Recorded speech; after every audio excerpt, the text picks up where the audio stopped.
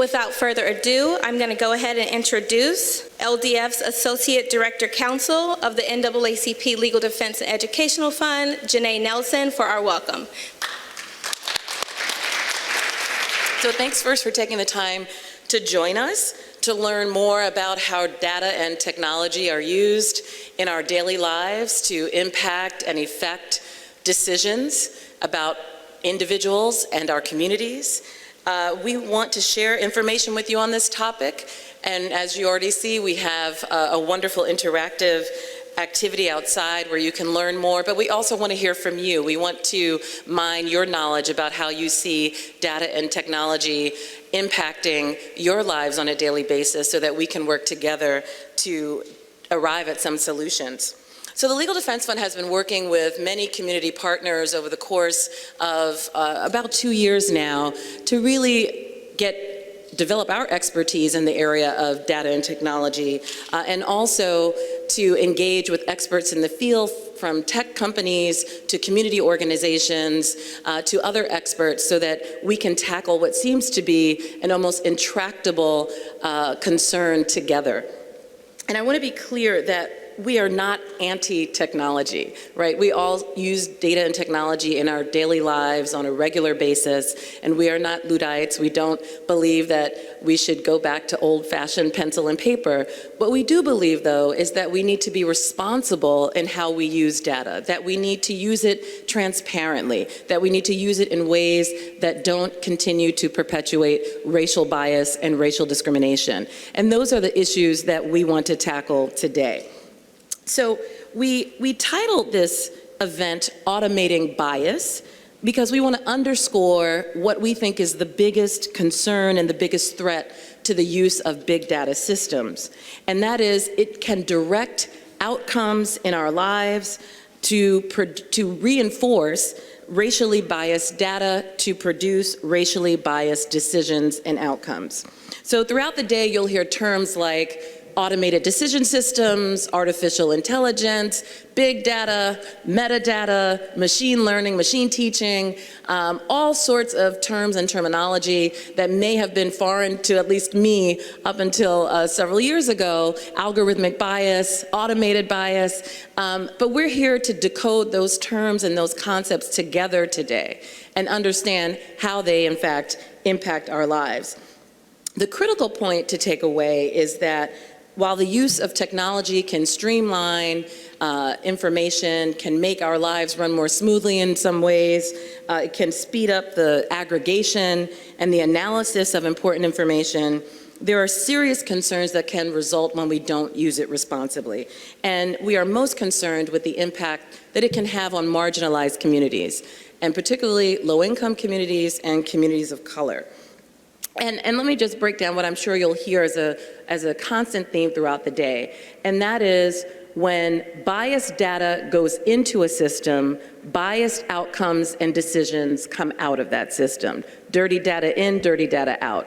And what our goal is today is to begin to understand how that process works and what we need to demand to make sure that it does not produce those outcomes in our communities that will, as I said, exponentially exacerbate the racism and discrimination that we already experience. And I'm focusing on racism, but I must be clear that what I just said applies to any other ism and any other form of discrimination that exists out there. We are focusing clearly on race at the moment, but for many of us who have so many intersectional identities, we can relate many of these concepts to those as well. So the issue of automated decision systems and the way in which data and technology merge together is very multi-layered. And the purpose of this gathering is to unpack those layers together and fully understand the dangers that they pose. We will be identifying solutions. You will be breaking out into workshops and working groups to work with experts in the field, those who are impacted by decisions in various areas like housing and predictive policing and educational decisions, and also talking about ways in which we can tackle the potential discrimination that comes out of those processes in those particular fields and the demands that we need to make as a community of our city leaders, of our state leaders, and of private actors. I want to make sure that we underscore this is not just a matter of government interference, it's also a matter of private actors. All of those private actors that we use on our social media and our daily use of technology that also intersect with this information. We have been focused a lot on bias in the policing area, in the criminal justice system, but specifically in the policing area, the area of predictive policing, the use of data and technology for risk assessment, and we're going to unpack all of the ways in which data can be used unfairly in those contexts. We are currently pursuing a serious challenge to the use of facial technology and facial recognition technology, and the use of databases to aggregate information and identities to be used against communities of color in this city in particular. We will get into some of that discussion today, but those are just some discrete examples of how this information can be used in ways that seriously detriment our community and link directly to mass incarceration, to the school to prison pipeline, and to the destruction of Black communities. So I thank you so much for being here today, and I again want to reinforce the invitation that I extended at the very beginning, and that is, this is a two-way street. We want your engagement. We want to hear your experiences about data and technology. We want to understand what your communities are most concerned about and the best way to translate that information to them and to engage them more in this process. It often feels daunting, it feels impenetrable, but we can tackle this. We can definitely find solutions that allow us to hold both private and public actors accountable for the use of our information. And if we walk away with nothing else, we should know that it is ours and it should not be wielded against us. So thank you so much for being with us today, and I look forward to interacting with you and hearing more about your thoughts and concerns.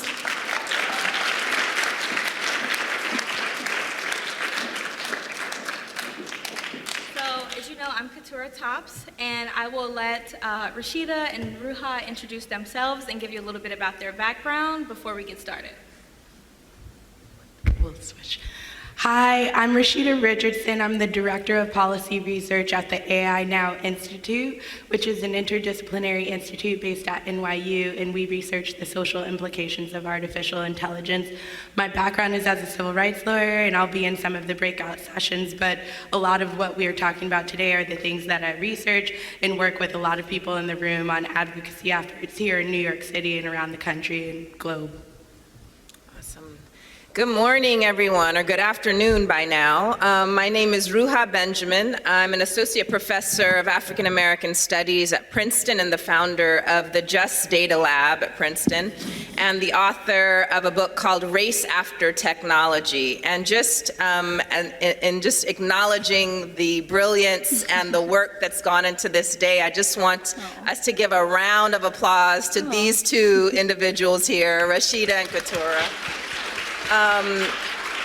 Without whom I don't think we'd be sitting in this room today. So thank you both so much for your work. Of course, and it's a collaborative effort, as always. So let's just get started. We've been here now just about an hour or so, and we've already heard terms like automated decision systems, algorithmic bias, algorithms in general. Can you guys just explain what is algorithmic bias and what is an automated decision system? So an automated decision system is a technology or a math-based technical approach that uses vast amounts of data, and that's both government and private data. So it can be information from like Uber, Lyft, and like the city bikes things, as well as government information. So what Nicole just described about risk assessments that would come from New York City, NYPD, or the Correctional Services data. And it's used to inform, help, or supplant government decision-making, and it can help with predicting something. So I'll give an example after that, giving scores or other types of analysis.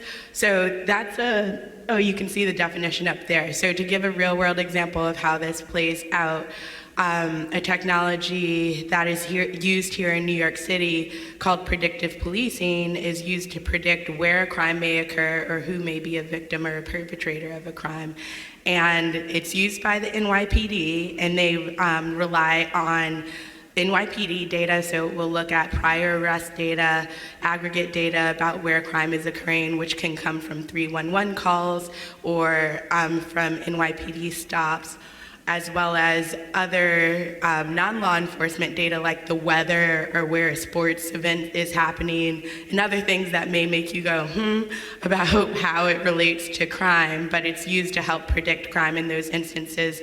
And the way that it's applied to help or supplant government decision-making is that police departments will use the predictions of these systems to decide where cops will go to walk the beat, or they'll even go to people. So this was an example in Chicago where they went and knocked on people's doors and was like, you're on a list.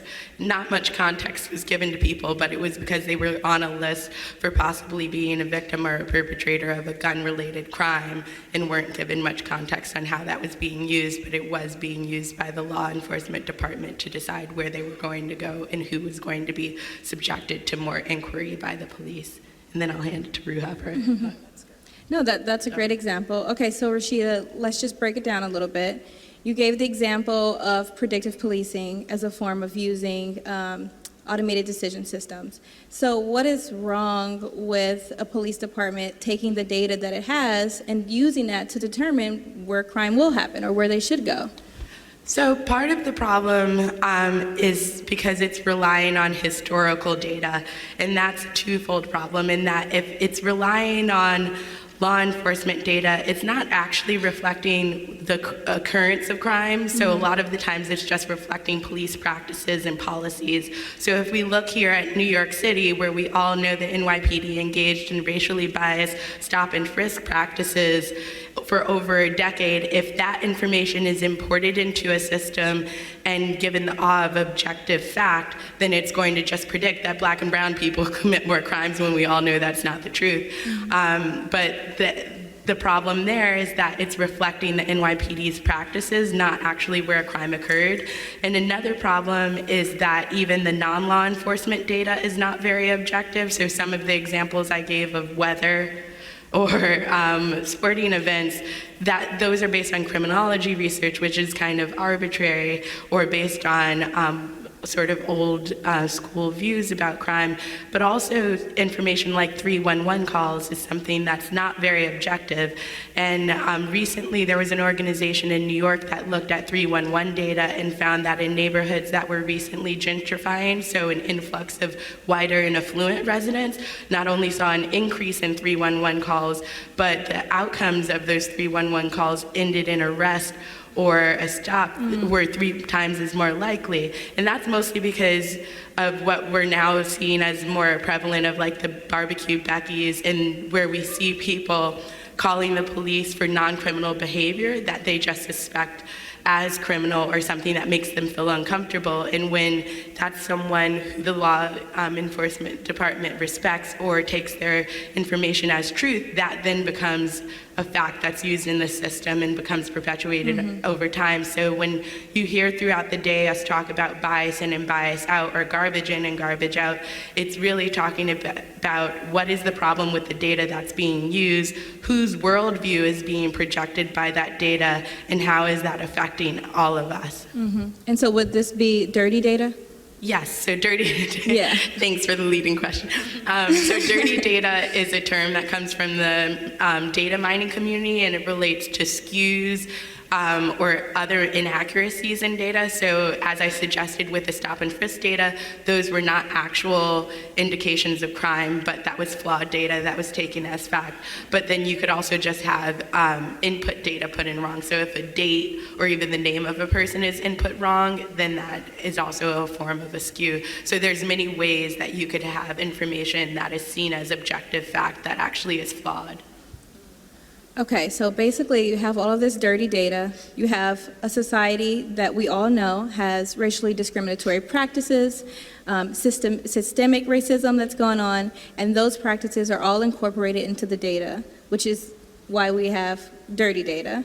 Yeah, and I'll say one thing is like, one of the problems with a lot of these systems is Not so much that it's always using bad data, but it's actually reflecting our society. We don't live in an equal world. We don't live in a society where we're all treated the same. So when you even have data that's reflecting the bias practices that exist, these systems are going to project that in the same way that they exist in the world. And then on the outset, you have technology that's going to replicate those same racially discriminatory practices. So we've seen many examples of that, and we'll probably get into a few more later. But Dr. Ruha, can you speak a little bit about the historical context from the harms that we're seeing today to maybe the harms that we have experienced before? Is there any connection between those two? Sure, and I'll just say the reason for even, I think, for us to reflect together about the historical precedents to this conversation is not just to have a history lesson, but to understand that the problems we face today, people have faced versions of this before and have built movements and built power to counter it. So it's an effort not to let this information make us paranoid, but as my activist colleagues say, to help us build our power in reaction. And so to really get a sense, especially the role of New York and New York sort of law in this longer history of surveillance and technology, we have to go back to 1713. In 1713, the Common Council of the City of New York, which is the precursor of today's City Council, approved what they called a law for regulating Negro and Indian slaves in the nighttime. It was a lantern law, and it required any enslaved individual or indigenous individual older than 14 years old to carry a light, unless they were in the company of a white person, so that they could be easily identified, and most importantly, so that you could keep track of whether groups of people were assembling, which in just that part alone tells us the danger and the power of collective assembly. That you had to pass a whole law and employ technologies in order to surveil that collective assembly. My colleague, who's written a fantastic book called Dark Matters, Simone Brown, she puts it plainly. She says, surveillance is nothing new to Black folks. From slave ships and slave patrols to airport security checkpoints and stop and frisk policing practices. She points to the facticity of surveillance in Black life. And this is not just a practice in the US, but we can look globally.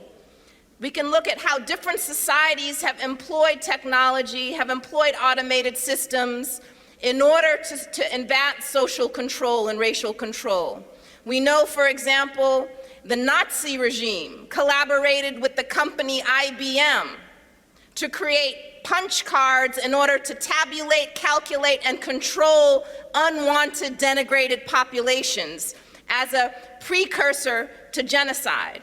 And what's really interesting about this context is that so many different kinds of people were complicit, not simply those who were carrying out the obvious genocide, but people who were just clocking into work. One author calls it the bureaucracy of evil. The bureaucracy of evil, where you don't have to have malicious intent in order to carry out an unjust system and to be complicit in it. So as we begin to think anew about how these historical lessons apply today, one of the first things we have to begin to do is understand that indifference to social reality, just doing our job, can advance very dangerous and evil practices. We don't have to individually feel malicious intent or hatred towards someone in order to advance this. And so indifference is a powerful force that we have to start to begin to wrap our heads around. Now, the historical lesson isn't just about the harms, but it's also about the resistance, the reimagining, the way in which people have begun to push back against these practices. And so we have to go to Brother Martin, who said, we have guided missiles and misguided men, automated weapons on the one hand, but automation more broadly. We have guided systems and misguided people. He said when machines and computers, profit motives and property rights are considered more important than people, the giant triplets of racism, militarism, and materialism are incapable of being conquered. And so this is a tradition we have to build on, where people who care about justice also care deeply about the role of technology in either enabling harmful, dangerous, oppressive processes or being retaken and used for liberatory ends. And so this is a tradition we have to build on. Wow, that was... I think we could just stop right there, right? I'm glad you brought that up, though, because we often hear, as a defense to automated decision systems and technological use, that it's objective, right? That it's neutral. Well, it's technology. It's not intentionally racist. How can technology be racist? But Rashida just explained how adding all of this dirty data into these systems and coupling that with our society, who definitely is struggling, right? That yields discriminatory results. So it's not sufficient enough to just say we're using neutral technology, because in fact the technology isn't neutral, the society isn't neutral, and then you have to consider the actors. So yeah, I was gonna say, can you guys actually give us some concrete examples of how this technology has harmed us right now? Well, okay. Oh, go back. Go ahead. So I wanted to add another point to trying to unpack the neutrality, because I think it's also important. It's not all of us in the room that are making these technologies. It's a limited few of companies, but also people. It's mostly white men that are making a lot of these technologies, and you have to think about what is a technology when the worldview is from a very small segment of society that has one view. So in the example of predictive policing, if people have a view that Black people are inherently more criminal and commit more crimes, then you have a system that's developed with that type of worldview that's then being imported into police departments. So you have to think about the layers of not only what is the data reflecting in these technologies, but also who's making the decisions about what is crime, who's a criminal, and then how is that being imported into how these systems are designed. But examples. Well, I agree with, and I would just say one thing, and I think that underscores the whole point of this forum today, right? You have to have different viewpoints, you have to have community members, you have to have people who are going to be impacted by these systems in the room making those decisions. Okay, go ahead. So some examples. I will note that outside we have a bunch of different charts. There's one chart that lists surveillance technologies used by the NYPD, as well as a list of automated decision systems that we know are used in New York City, as well as those used in other jurisdictions that could be used here, but we lack transparency to know. So some of the harms that we know are in a range of areas. Education is one that's very contentious in the system, in that the DOE uses the school assignment algorithm to place students in schools, and while that may seem fairly objective, where you go to school can really change your trajectory in life. And if you don't know the factors, as we've discussed already, that are being used by these systems, or if everyone doesn't have equal access to information, you end up with New York City having the most segregated schools in the country, as we currently do. I already mentioned predictive policing, but we also have other surveillance technologies like facial recognition, which are used not only by the police, but it's now increasingly being used in social domains like housing and in schools. Actually, in Lockport, upstate New York, there's a school district that has now installed a facial recognition system for the entry into their schools. Then you have really dramatic examples. This isn't one in New York City, but can easily happen here. But in Michigan, there's a pending case where over 40,000 people were improperly flagged for committing welfare fraud. And Michigan, unfortunately, has a high penalty rate, so all of those people received fines of up to $10,000, and many of them had to file for bankruptcy and many other consequences. But that's something where it's increasingly being used by public benefits administrations for not only SNAP benefits, Medicaid, Medicare, and other public benefits. But Was this a technology that flagged it? Yeah, and this was a technology and automated decision system. And these are, I'll stop because I could keep going. But these are a few examples where if you think about any type of decision that government's making or influencing in your life, whether it's where you go to school, whether you receive benefits, where you can live, all of these rely on data and can have technologies that are being either influenced or solely making the decisions by themselves. I'll give two quick examples from the context of healthcare and hiring, because that affects all of us in some way. So about a month ago, the results of a study were published, in which some colleagues of mine looked at a healthcare algorithm that's used widely throughout the US, affecting about 100 million people. And this algorithm produced by a company called Optum flags individuals who it predicts are going to need more healthcare attention, more than the average patient. And what my colleagues found is that the algorithm dramatically underestimated the health needs of the sickest Black patients, amplifying long-standing racial disparities. And that they calculated correcting for the bias that would more than double the number of Black patients flagged for healthcare attention. And what's really interesting about this study is that the algorithm does not explicitly take note of patients' race, that it is a race-neutral decision system. And yet it reproduces long-standing healthcare disparities based on race. And to understand why that is, you can read the original study or my review of it, which is on the research tab of my website. I won't get into the weeds here. I'll also point out in the context of hiring, there are a number of companies developing AI-powered recruitment tools that help human resource offices decide who to flag as a desirable hire and who to reject. And many of these companies are positing themselves as not only faster, more efficient than their human counterparts, but also promising to be less biased because they're not going to keep track, again, of race or gender or other forms of discriminatory status assignments. But in fact, if we look at the way that these algorithms play out, they often replicate human biases. And so some colleagues of mine, computer scientists at Princeton, studied a natural language processing algorithm, an algorithm that learns from human writing online. And what they found was interesting because it echoed a classic audit study based on old school resumes that was done some years ago.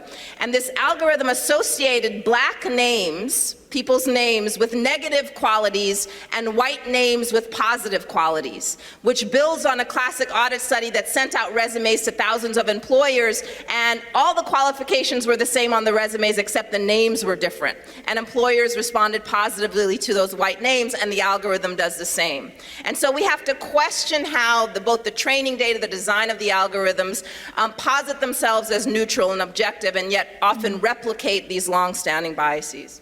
Wow. And so for that example that you just gave, that technology, that algorithm, was not ever explicitly told that Black names were negative and that white names were positive. Exactly. It was learning from the associations that people make in our writing online. I think that's just another indication of why even when we see algorithms and we get behind the hood and we get to really understand what's put into them, we have to be rigorous about making sure we understand who created them and who was there, because this is an example of how you don't really need to explicitly ever have anything that's racist, but there are these proxy factors that lead to discriminatory results. So you guys talked about how technology has harmed us in healthcare, education, policing, financially as well, in all areas of our lives. If this is happening so frequently, why aren't government agencies stopping this? Why is it still allowed? Because there's not much regulation, and that's why Action Hour is really going to matter today. But one thing I'll note is that governments are increasingly turning to these types of systems for a number of reasons. Sometimes they suggest that it's cost savings and that it will save money to help implement these systems, it will save time, or it will increase resource allocation. So the example I always use with predictive policing is that some police departments that have really small forces may try to figure out how can we get our department to cover the whole area, knowing that we may only have 12 officers on duty at a time. And as Ruha suggested, sometimes they're also implemented as de-biasing mechanisms. So in departments that have a history of discriminatory practices or some type of bias, they'll adopt these tools thinking they're more objective because they're based on data and not things like intuition or gut instinct. But in fact, as we've already discussed, these systems not only bake in the bias, but they also tend to conceal what's going on under the hood. Can either of you speak to what New York City leadership is doing to ensure algorithms are unbiased and transparent? So, unfortunately, we have a mixed bag here in New York City. Recently, a task force, the Automated Decision System Task Force, released a report that was not that interesting to read, but you can find it online. And they spent about a year and a half. The expectation is that they were going to review systems that were used in the city and develop recommendations about what information should the public know, what standards should be in place or processes be in place if they're producing discriminatory outcomes, as well as more technical recommendations, and that didn't happen. But a lot of us in the room have been pushing back to that effort, and earlier this week we released a shadow report that included more robust recommendations about what city agencies should do. And there's also two bills that are before the City Council that will push for more transparency. One of them being the Post Act, which would require the NYPD to release information about the surveillance technologies they're using, and another is more explicit about the mayor collecting information about the automated decision systems being used in the city. So even though a lot of what we're saying is kind of scary or maybe concerning, there's a lot that can happen, and I think it's really important for your city council members and the mayor to hear from you and know that you're concerned about these systems. You should actually know. You shouldn't have to come to a public forum to learn about what's happening in your communities. And this is a first step in getting action. I think we need to know what's in use so we can have broader community conversation, and then we can start to draw lines in the sand about which technologies do we think should never be used in our communities and which ones can be used and may have some benefits but require greater regulation, and who should be making those decisions. And a lot of that is unknown right now, but I think our elected officials need to hear from us so that way they see this as a pressing issue and something needs to happen now. I fully agree. Agreed. And Rashida's teasing a little bit about the action hour because obviously we are not going to leave you guys hanging. We fully agree that the community needs to speak out and make sure that New York City leadership knows. De Blasio needs to know. Your city councilors need to know. Everyone needs to understand that this is an issue that impacts all of us, and New York City residents aren't sitting calmly and just letting this happen. So I think with that, we will open the room up for some questions. We have about 5 to 7 minutes for some Q&A. We have volunteers around with microphones who will be raising their hands. I think we have a question over there.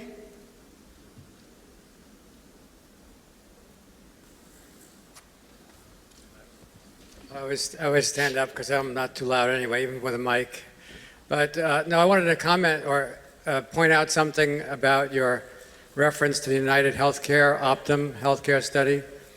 So that has implications also for housing discrimination, because it's important for people fighting housing discrimination to look at that specific study, because the recent proposed regulations by HUD would enable the so-called industry standard for in housing, companies doing ratings for housing, the housing market, basically, to make it simple. They can use industry standards as justification. That study shows a good counterexample. But I'm mostly concerned about healthcare and healthcare for people with disabilities. So really, that study, I think, what's the headlines afterwards, and maybe you could comment on this. So the headlines afterwards were showing a quick fix, and those researchers sort of almost enabled United Healthcare to basically say, we got a quick fix. The good thing about the details of their research is it allows people to look at what were the specific kind of health comorbidities, multiple medical problems for people with in specific racial groups, and that they were underserved. And we need to get to that. And I want to call people's attention to how badly we're going backwards in New York State with developmental disabilities and the assessment there, because we're hiding more and more, just like you said, what those proxy measures are, what those details are of the health needs being identified in that assessment. So if you could elaborate a little bit more of your take on that, it would help. Sure.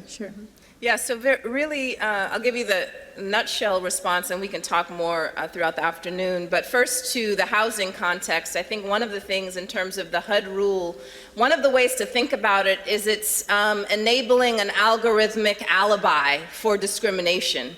As long as you can point to an algorithmic decision that is advancing the discriminatory practice, then it lets actual realtors or housing developers or others off the hook. So we need to look at that really closely. And it doesn't just apply to housing, but the way that algorithmic decisions allow for an alibi out of accountability. And that what we're trying to actually advance is a much deeper, robust accountability.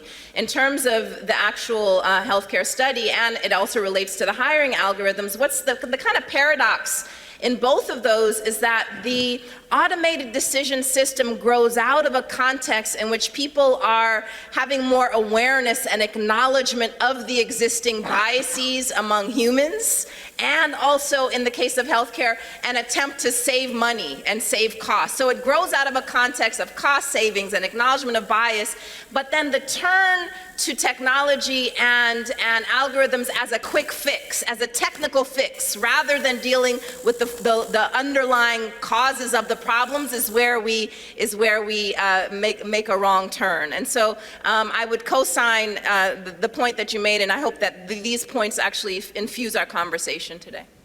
And just a little context for those that don't know about the HUD rulemaking, that's the Federal Department of Housing and Urban Development.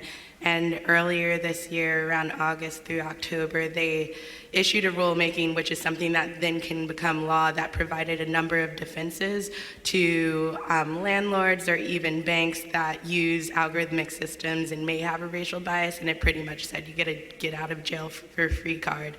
So that's what we're talking about, is that it's possible that this can become law. So using a system, even if it does produce a racial bias, will be allowed.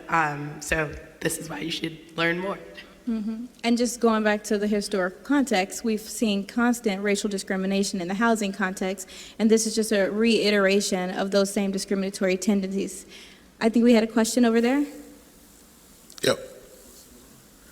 The concern I would have, as I was doing some research, is that Google is partnering with Stanford and Citigroup in borrowing to consumer finance. How concerned we should be in regards to automated decision systems, in regards to consumer credit and banking and student loans. I mean, this thing is like a panacea. It's growing, and it's like really getting out of control.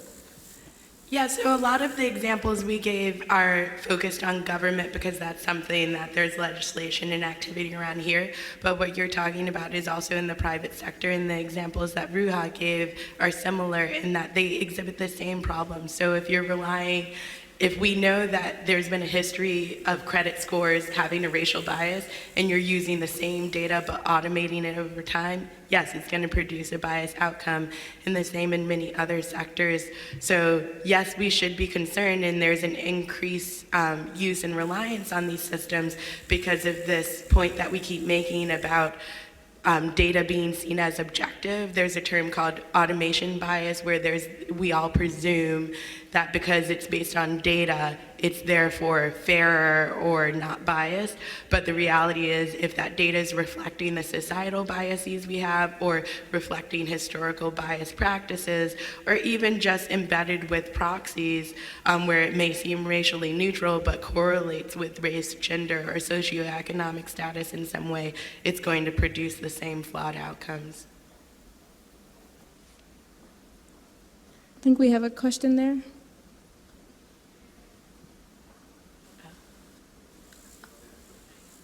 Good afternoon. Thank you. This has been such a great, insightful panel.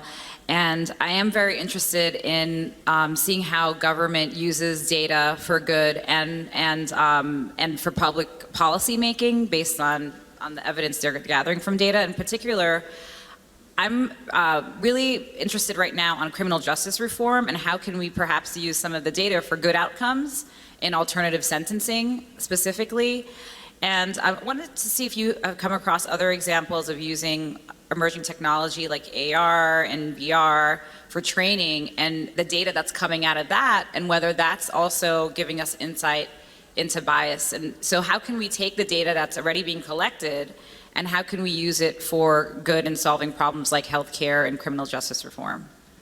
So this is why I emphasize that point about who's making the technologies and whose worldviews are going into the problems that are being solved. And I think that's why you see more of these not so great examples and not ones actually addressing the problems that we know exist. So I think that's why more of us need to be engaged, because there are, even if the data reflects societal biases we know exist, that can help with a lot of advocacy in these areas. So an example I give to kind of paint this picture in predictive policing is that we don't even have a head count on how many predictive policing systems are used, but there's only one pilot study that's using law enforcement data to predict which law enforcement officers are likely to have an adverse interaction with a resident. And we know that police misconduct is a huge problem in this country, and that's something where you can use the data that is reflecting police practices and problems to address the problems that we know exist, but part of the issue is that those interests aren't being represented in vendors or in technology companies. Those aren't the problems we're trying to solve, and that's why we need to start advocating for the use in better areas, and that's also why we're not anti-technology here. I think there are great ways to use data-driven technologies to solve actual problems.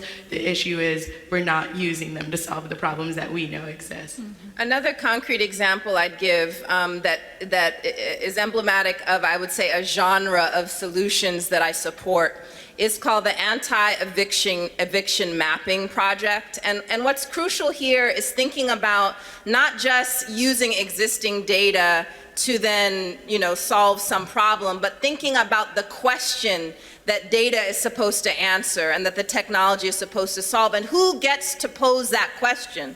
So the question can be, let's figure out who's a risky tenant versus who is a landlord who is likely to evict at a higher rate. Both of those questions are in the context of housing, but point the direction, the lens in very different ways. One focusing on those who have more power and influence in a context versus those who are painted as risky, but for whom risk is produced by dominant institutions. So in part, what we want to begin to do is, in addition to who's behind the scenes, who's designing the technology, where the data has come from, is to really reclaim the space of problem posing. Whose problems are these technologies and this data supposed to solve? And if it's not at the community level, if people don't have the power to define the problems which these systems are supposedly supposed to solve, then I think we're giving lip service to things like inclusion and equity rather than really enacting them.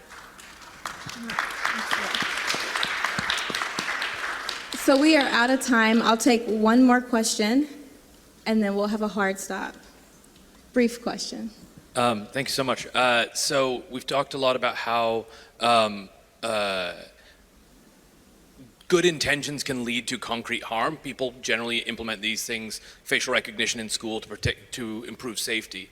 And then when someone points out the harm that can cause, there's often a response that is, "Nuh-uh, we're race blind," or "we're gender blind," and it sets up a conflict. Are there concrete examples or case studies where people have come on side and said, let's solve this together and let's address this unintended bias that we have inside ourselves and create a better product to achieve the good intention that was originally there? It's not quite, this example I'm going to give you is not quite in that narrative vein that people come together and, you know, solve the problem, but it is an example of a community taking back their power to define how government actually operates and uses technology. So in the context of St. Paul, Minnesota, a few years ago, the public schools joined forces with the police under the rubric of what they called the Innovation Project. And this was a project that was supposed to use predictive techniques to identify at-risk youth in the city, which was immediately a red flag for many residents and community organizations. Over 20 local community organizations worked together for over a year to push back against this innovation project and actually develop a more community-led approach to supporting youth that didn't necessarily rely on new data or new techniques. And so part of what we want to decide, going back to a really crucial point Rashida made is what technologies do and what's, you know, sort of automated systems do we just not want at all, which ones need more regulation, and where in some cases we know how to solve problems that don't necessarily require new technologies if we have the power and resources to do so. So just because there's a problem doesn't mean that there has to be a technical fix for that problem. We have old school ways of addressing things in our communities that also needs to be on the table. And in the context of St. Paul, they decided, you know what, if we have the power and resources, we know how to support youth. And first and foremost, we don't need to label them at risk to get the job done. And so that's a great example where they got a stop to that so-called innovation project and then developed a more community-led approach to do that. And I think that they're developing a model that can be used in other locales in order to, in some ways, track the trackers, and what we're trying to do here in New York, know what ADS systems exist, and then develop community power in order to move the needle forward. Excellent. Can you guys join me in giving our panelists a hand? That was amazing. Very amazing. Now I'm going to introduce Fabian Rogers from the Atlantic Towers, who will give us a call to action and give us a little bit of hope as we go forward for the rest of the day. Please join me in introducing Fabian. Get on stage. So, hi, everybody. Again, name is Fabian Rogers. Tenant from Atlantic Plaza Towers.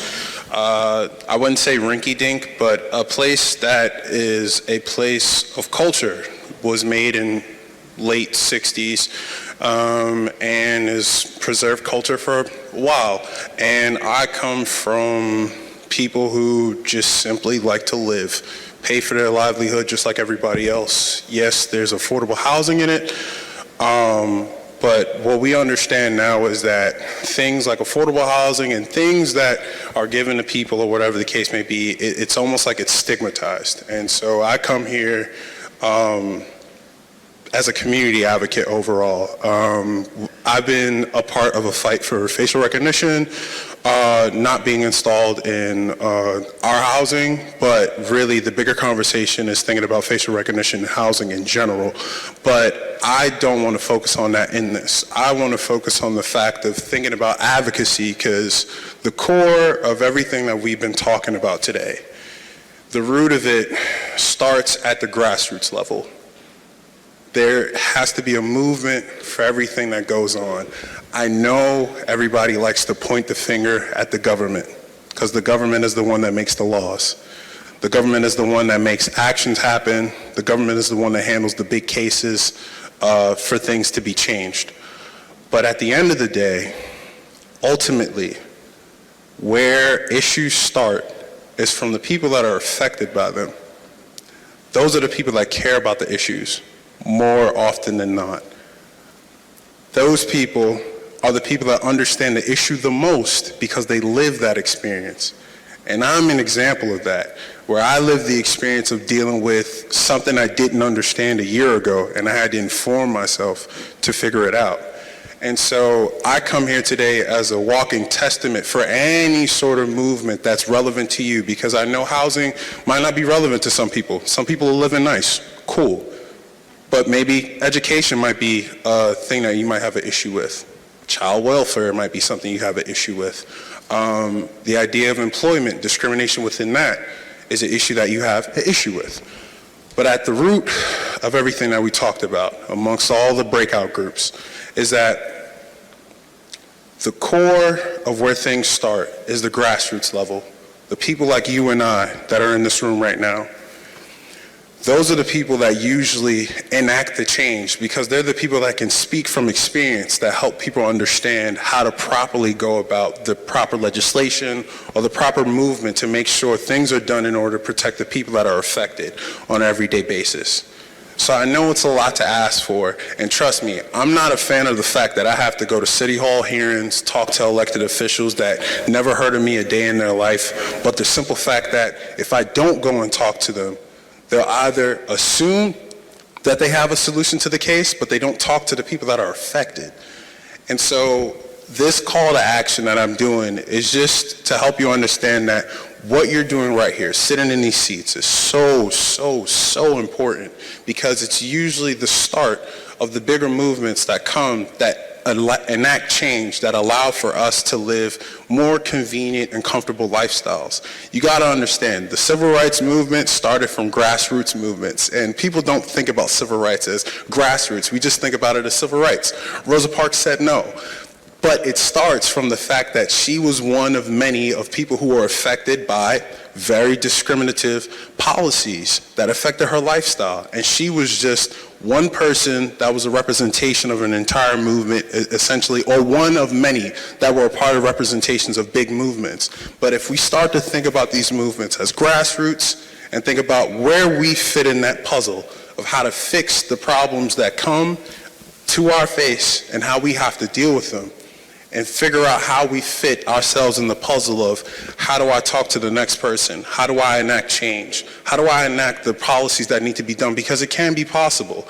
I've had a landlord withdraw his application way before when he thought he could put in an application without having any sort of clapback or anything like that. So I come as a walking testament of what activism looks like. And I hope that for the folks that stay here for the call to action session and figure out how to take actionable steps towards change for whatever issue you're facing, that you understand that what you're doing right here is one of the most important things to do. So I say on behalf of everybody, that's the staff and the folks that have been involved in a lot of the advocacy here and the volunteerism here, that we thank you for your activism, and it's recognized without a doubt. So please don't take the grassroots movements for granted. Your movements are not in vain, and it takes a long time, but because of your efforts, we can see better changes for tomorrow. So thank you.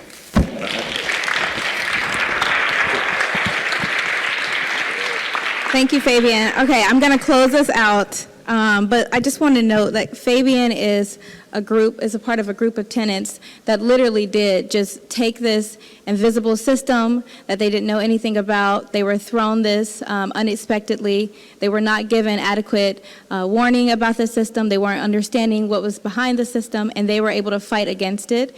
Atlantic Towers is like one of our success cases that we constantly talk about, and it is an example of community members literally rallying up together to fight against something that seemed initially bigger than them, but actually is not. So let's give Fabian another round of applause for his advocacy.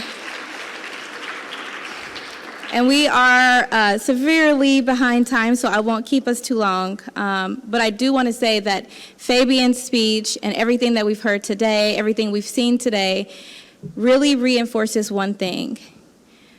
There's power in our community. There's power in people like you, people like me, getting up on a Saturday, coming all the way to Harlem, taking long treks and being here all day, sharing our stories, sharing our experiences, sitting in breakout groups, and talking about this technology, talking about these systems that affect us. It's no secret that we live in a racially discriminatory world. We live in a biased society.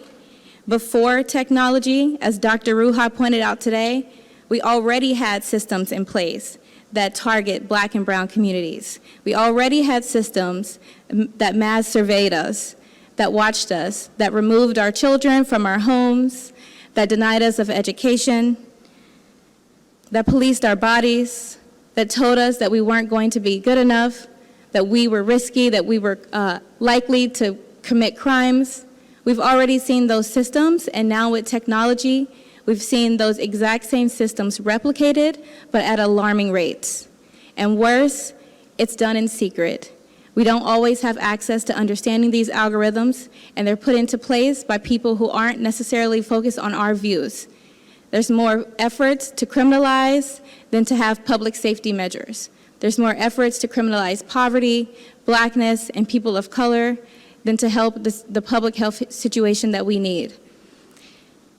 And I don't mean to be overwhelming. I know that you guys spent the last few hours walking through different sessions, hearing how these discriminatory policing practices, discriminatory technologies have affected literally every single area of our lives, and it can be overwhelming. But as Fabian said, and as we've heard from Dr. Ruha and Rashida Richardson today, there's hope. There's definitely hope. And together, if we push, we can fight against these institutions. This is not something that's bigger than us. This is not something that's impossible to attack. We are seeing communities already on every level gather together. We've seen folks oppose this with the POST Act, which we have upstairs, ready for you to call your city councilor about. We've seen it through legislation. We've seen it through policy notes. We've seen it through community organizing. But again, it all starts at the grassroots level. Organizers, community members just like me and you have been the root of every major movement in this country. They have been the start of it. And technology is not going to stop. This is a train that's going exceedingly fast. And so I implore you to join us upstairs on the 9th floor to engage in different action items. We have letters that you can write to Mayor de Blasio. We have them already written. We have pen and paper for you to write your own. We have action cards. We have action items. We have a photo booth. We want to spread the word that community members are engaged, that they came out today, that they showed up to protect their own interest and make sure the world knows it. The New York City Task Force is the first of its kind in the country, and we saw that it did not seek out community members. We saw that it did not protect our interest, but we do know one thing, that the world is watching. And I've heard people ask about the New York City Automated Decision System Task Force from all over the country. So we know people are watching. People are looking to see what's going to happen in New York City. How are people going to respond? Is the mayor going to allow algorithmic bias? Are automated decision systems going to run rampant in New York and continue to discriminate? Because you know what happens then? It gets replicated all over the country. And technology is one of those things that if you don't catch it fast, it gets out of hand. So I implore you to act. I appreciate you coming out today. Aubrey, if you can put up the slide to contact us. I'll just note, I know some people are leaving, that this community forum is not supposed to be the final step. We implore you to continue things like this. We've already had multiple people reach out and say, how can we replicate this forum in our neighborhoods? I encourage you to do so. You can contact us. There's going to be an email link put up shortly. But the goal is to replicate this. The goal is to do this again in the Bronx, again in Harlem, again in Manhattan, again in Brooklyn, all over. Because there are community members who you know should be in this room but aren't right now, and they need to know this and they need to be aware of it.